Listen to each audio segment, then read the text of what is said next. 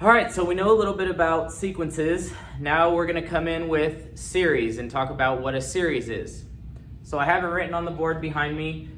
The definition is a series is created by adding the terms of a sequence. So if we have a sequence, let's go back to 2, 4, 6, 8, 10, like this. If we take that sequence and we add the terms,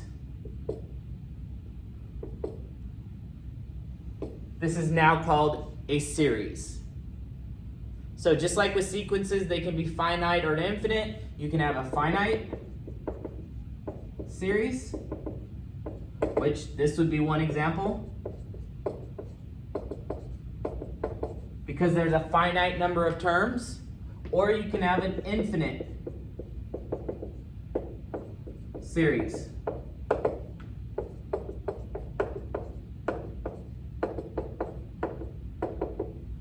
And we know something's infinite again because of this ellipsis, those 3 dots. Okay? So that's the beginnings of a series. Okay, so now we're going to talk about sigma notation. So sigma notation is the notation that we use with series. And this sigma notation we're going to first learn by hand. There's a way to do this in the calculator, but I don't know if all of y'all have calculators, so we're going to learn how to do it by hand. You do need to know how to do it by hand, but then eventually we'll also learn how to do it in a calculator. You need to be proficient in both because, again, IB tests both calculator and non-calculator versions, and this is something you can do by hand. You don't absolutely need a calculator for it. It just makes it a little quicker. So let's talk about the notation. So first off, why is it called sigma notation? Well, this is the Greek letter sigma. Okay, so you're going to see some numbers on the bottom and top of that sigma. So the 1 is what we call our lower limit. 5 is called our upper limit. There's going to be a variable that's going to be used in the rule for the general term. So this right here is the rule for the general term in this series. And then this number is going to be, or this variable is going to correspond to this variable, and it's the index for this series. So let's see how to use that. So I want to evaluate, this is the way we read this, the sum going from n equals 1 to 5 of 3n minus 2. So let me repeat that. It's the sum, this means the sum of n going from 1 to 5 of 3n minus 2. So let's see how to use that. Well, this is a rule telling us how to get each term in the series. So to find the first term, I just plug 1 into this rule, and it's going to give me the first term in our series. So it's going to be 3 times 1 minus 2. Okay? Well, we're taking the sum of all the terms from 1 to 5. So we got to go from 1, which we already did, to 5 in ascending order. Okay, using integers. So we're going to start at 1, then go to 2, then go to 3, then go to 4, then we'll go to 5, and 5 will be our last term in that series. Okay, so we're going to have plus right here. Now we're going to put in 2.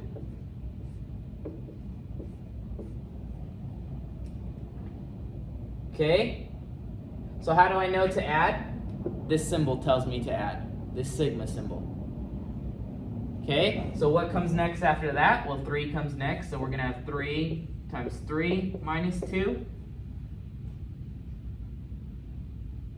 After 3 comes 4. I already did 3. 4. Okay, I believe I'm going to go off the frame, so I'm going to continue down here. Plus, now I need to do 5. So let's stop and think what's going on here.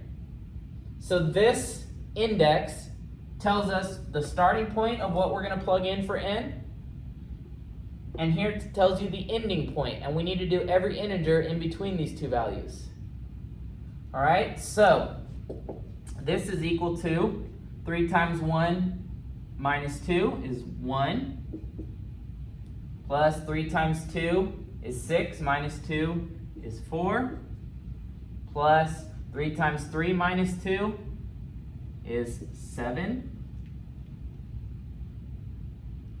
Then 3 times 4 minus 2 is 10. And then 3 times 5 minus 2 is 13.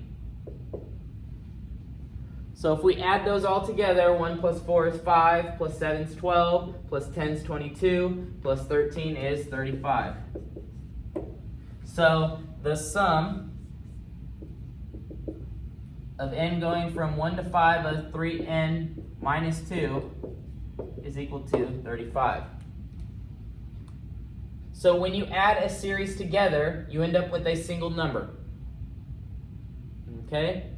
And that's how you find a finite series. We won't get to infinite series until later on in the chapter. Okay?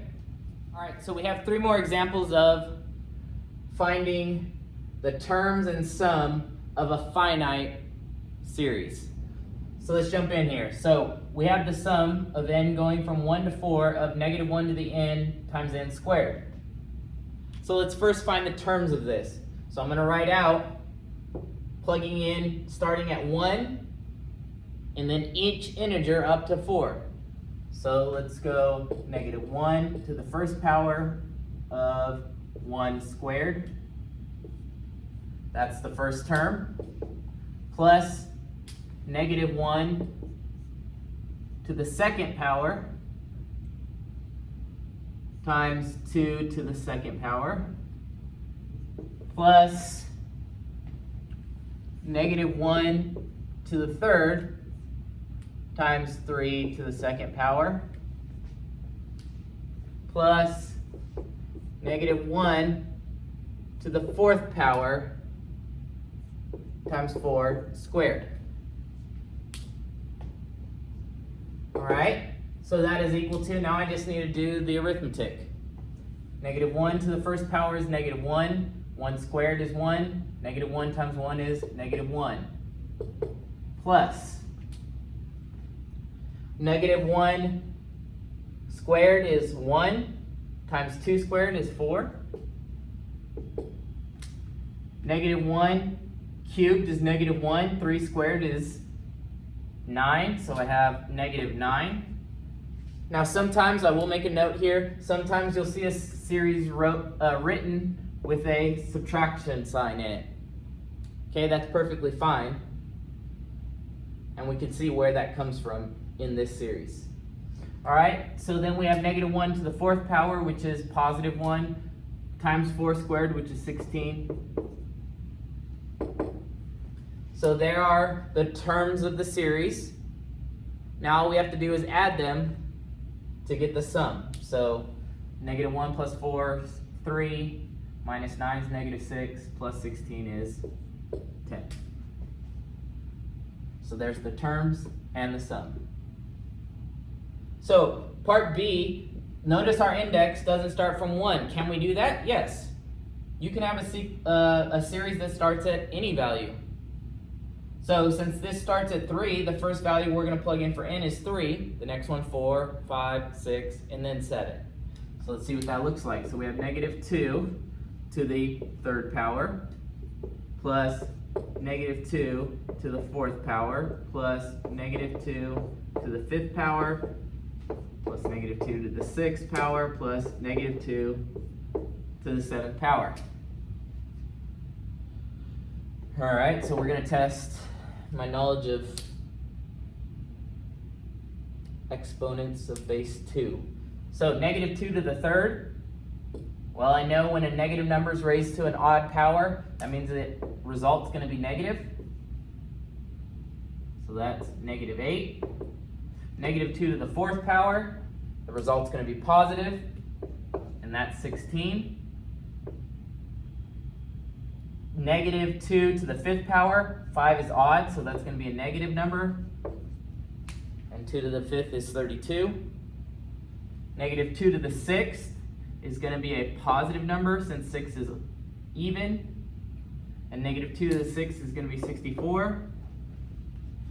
Negative 2 to the seventh is going to be negative 128. All right, then we gotta do the arithmetic here. Negative 8 plus 16 is positive 8. Minus 32 is negative 24. Plus 64 is positive 40. Minus 128 is negative 88. And let me check myself to make sure.